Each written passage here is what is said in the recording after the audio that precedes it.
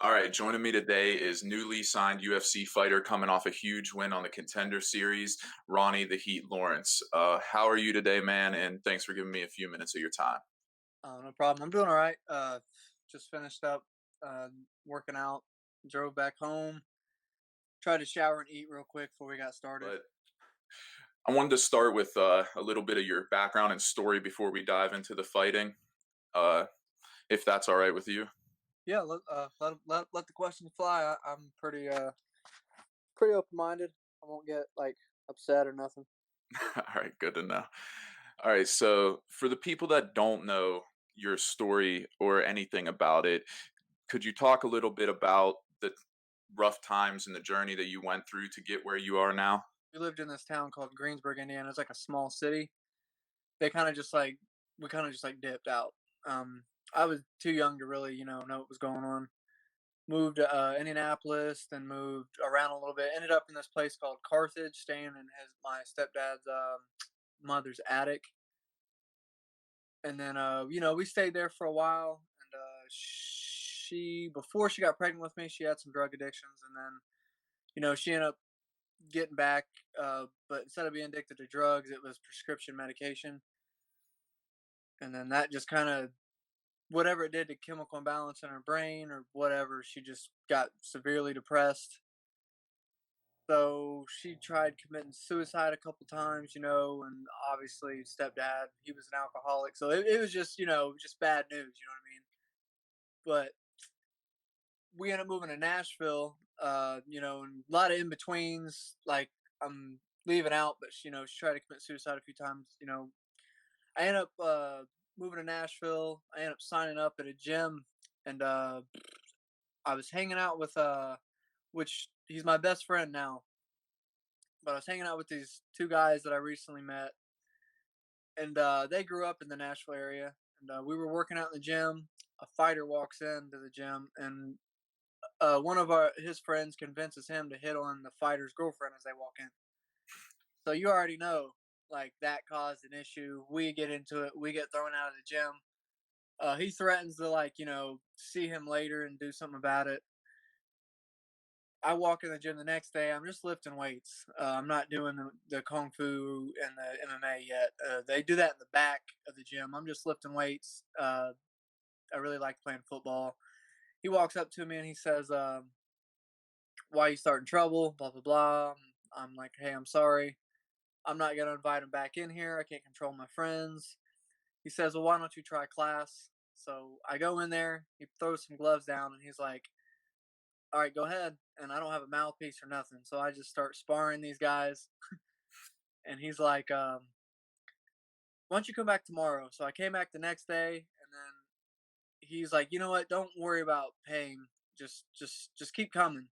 I had my first kickboxing match in like a little over a month. Like I didn't really know a lot, and I ended up winning pretty easily. And my mom runs up to me and gives me like this big hug, and she's all excited. It was the greatest moment like ever. And then probably like a month or so after that, she ended up committing suicide. I ended up getting kicked out of school for fighting. I didn't go to a very great school, it was a Nashville city school, so all the surrounding areas always got zoned to that school. So it was a lot of violence in the school, etc. So got kicked out of school. Not real. I got suspended, and then she passed away. So I ended up going down a bad path. Not ended up going back to school. Went to juvie. Uh, but just kept. I kept on the. Once I went to juvie, I was like, man, I gotta chill out, and I kept on the road of fighting. Hell yeah! So once you got to the point where you were like, this is what I'm gonna do. Did you like lay out like, okay, I'm gonna get to the UFC? Like, did you have like those aspirations and dreams, or was it just something to keep going forward? When I first started, I told all my friends and the girl I was seeing, like, I'm gonna be in the UFC. Like, I'm gonna be in the UFC. Then I went to like uh I had my third MMA fight. I was 2-0. I didn't know how to wrestle at the time. I didn't even know really what wrestling hardly was. he takes me down pretty much the majority of the fight. My third amateur fight, my amateur record was 12-1. Uh, his name's Nate Nate the Train Landwehr. He's actually in the UFC now. But I realized, okay, I need to learn how to fight. Like I'm out here just doing kung fu, like kickboxing, thinking I'm the shit. So my good friend Itai Torado is like my big brother. He's the head coach. Well, not the head coach. One of the head coaches in Nashville MMA now. And he tells me, "Hey, why don't you move in with me?" He lived in Murfreesboro. I lived in Nashville. There was a real good gym in Murfreesboro at the time called Nemesis.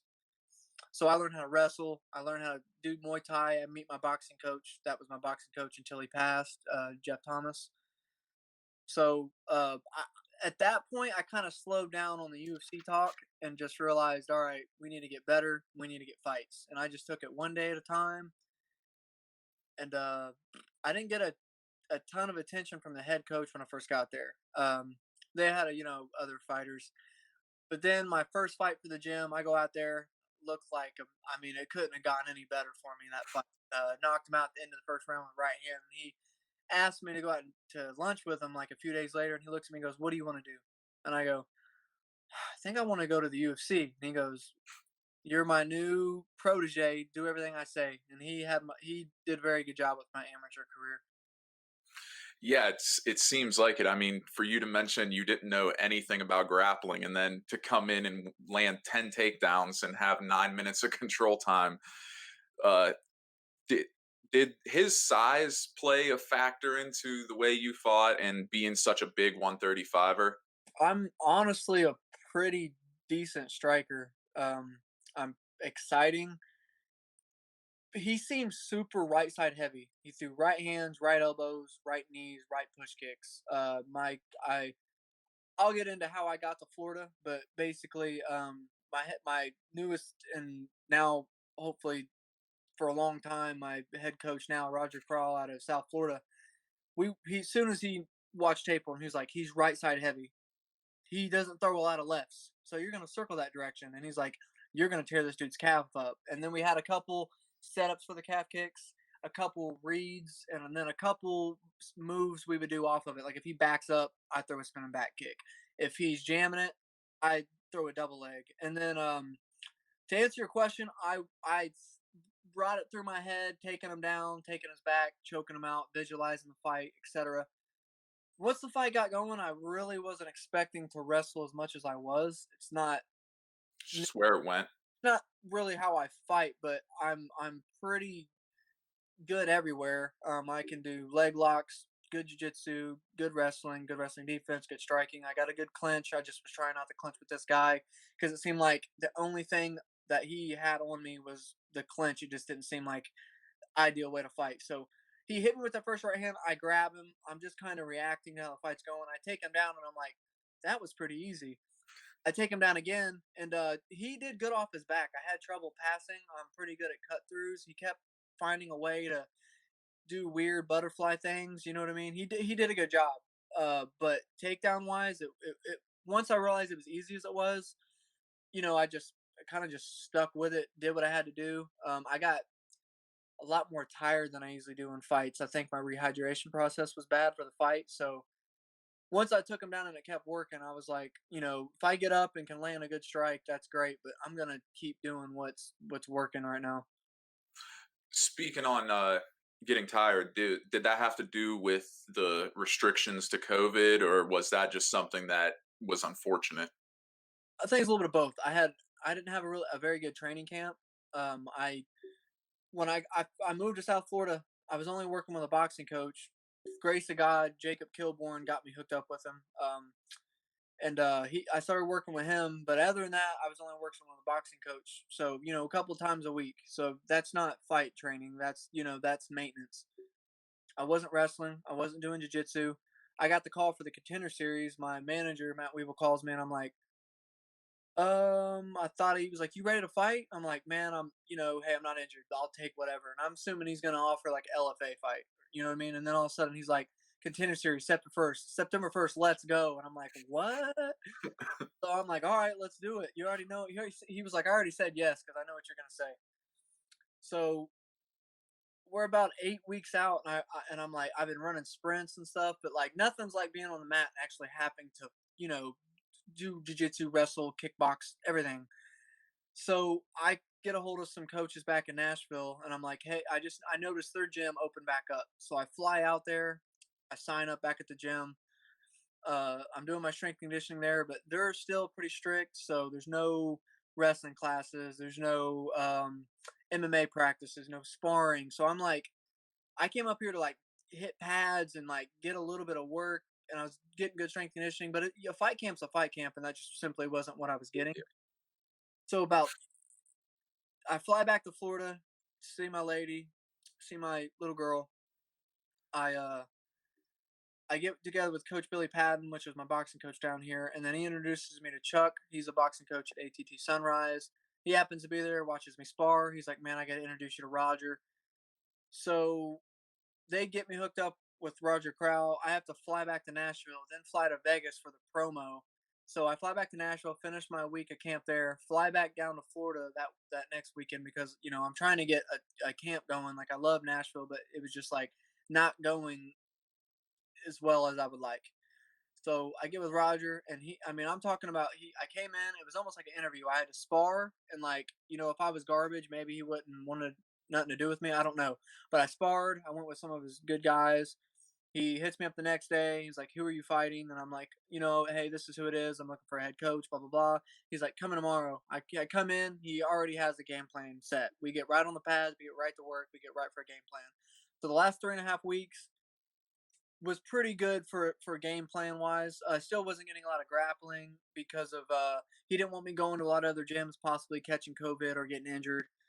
But just did circuits, did what I could to get in shape. Got shark tanked a few times. Got put in the cage and sparred, and it ended up working out pretty good. But to get back to the original question, rehydration process didn't go according to plan. So my arms coming into the fight felt super heavy, just like quicksand. Thank God my legs didn't. After the first round, my arms were just done. So we're gonna make some adjustments, and hopefully next fight I'm back to how I usually feel in a fight and just go, go, go. Um, Leading into the fight, did you know that you were like gonna be a pretty big underdog? Dude, I had no idea. I didn't really figure it out until I was backstage. I was warming up. I look up at the screen and they're promoting me and his fight. It's like we're either one fight up or about to walk out. And I notice I got some pretty decent highlights. Definitely my last fight. I put together some really nice combinations and they're great for a highlight.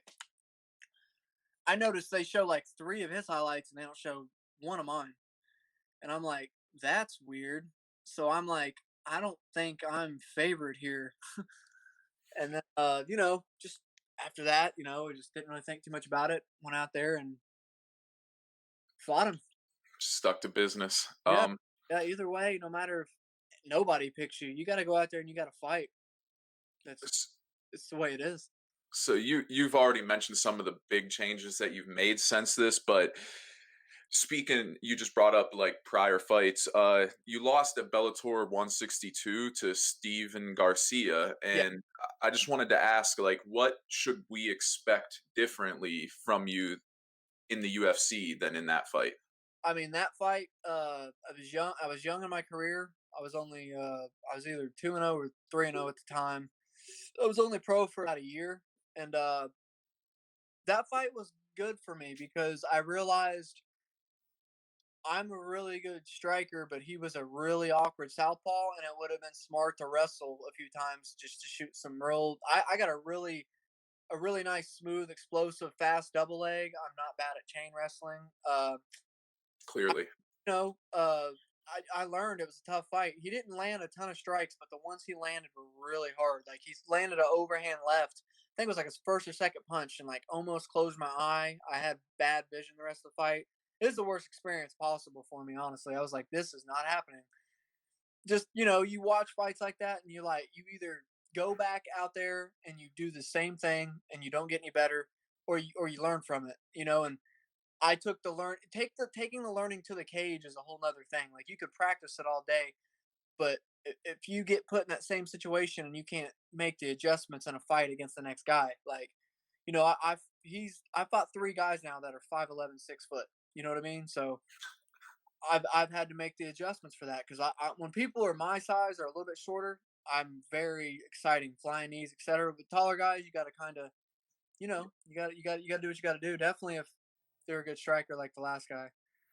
So, how's it feel to be a UFC fighter, and how did it feel when you heard Dana White that said that this you're gonna be special? Man, being a UFC fighter, I am not gonna lie to you. I feel the exact same. I feel like UFC level for years. Even that Bellator loss, I could hang at the time with some guys in the UFC, but I think I got in at the right time. I didn't come from a big camp. I didn't come from a big name of guys I've trained with. I can't name anybody like that I've trained with on a regular basis that's top 10 in the UFC. Nothing. I've trained with only a couple UFC guys my whole career. So now that I'm down in South Florida, I'm seeing high level guys left and right. So the sky's the limit for how much better I'm going to get. But I've already got a lot of skills. I think I had a lot of skills back then. I just maybe the lights were bright, whatever the situation could be. It was new for me. I didn't show up. I felt like I was a better fighter than I showed that night. And I mean, Steven Garcia, man, he's a tough fight. Yeah, I mean he's in the UFC. I'm pretty sure now. Yeah, he Uh, went to Contender Series, missed weight, finished guy in first round. In the first round, had a fight for LFA. I think he moved up to 45. He missed weight again, but I mean, looked great that fight. I mean, he's a dog, and then he fought at 55, but I think it was like a short notice fight. I think he lost a decision in the UFC. But I've kept tabs on him. Just whenever I hear his name, I try to pay attention. He beat me. yeah, is that a fight that you would eventually want back? I mean, he's so much bigger it seems now, but It's not. just I'm not. I mean, I'm not. He wasn't like something crazy that I can't believe. He landed a good little liver stab kick in the beginning. I thought I was done. I think he flying kneed me after that right in the face. I mean, I think I took about the worst he can give. I've got a lot better. He'll probably be fighting at 55-45. I'm not a very big 35er, but man, I mean, we'll see. I'm not scared of anybody. I give everybody the respect, though. Don't get me wrong. Every fight, I give them all the respect in the world, and I train hard.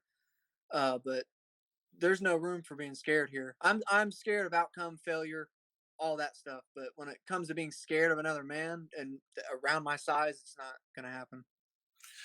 what are some of in the 135-pound division in the UFC? What are some of the matchups that you kind of like get I, excited about? I need to do better about this, but I don't really know anybody out of the top 5 in the UFC.